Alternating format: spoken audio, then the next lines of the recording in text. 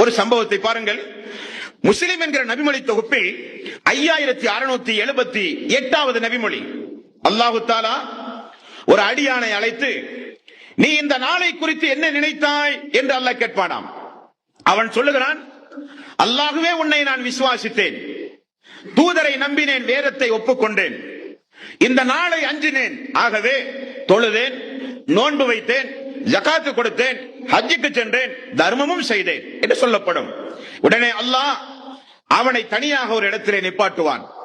இதே போல அவனுடைய சதைகளையும் அவனுடைய தோள்களையும் அவனுடைய எலும்புகளுக்கும் அல்லாஹு தஆலா கட்டளை பிறப்பிப்பான், பேசுங்கள் என்று.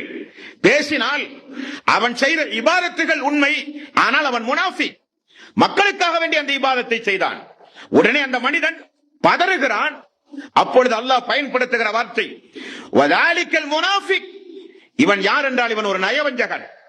வதாலிக்கல் லதீன யஸ்ஹத்துல்லாஹு அலைஹி.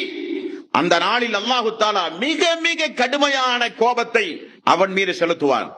மிக கடுமையான கோபம் அல்லாஹு தஆலா இப்படிப்பட்டவர்களின் மீதுதான் அல்லாஹ் செலுத்துவான் என்று நபிகள் நாயகம் ஸல்லல்லாஹு அலைஹி வஸல்லம் அவர்கள் சொன்ன செய்தியை பார்க்கிறோம் நண்பர்களே.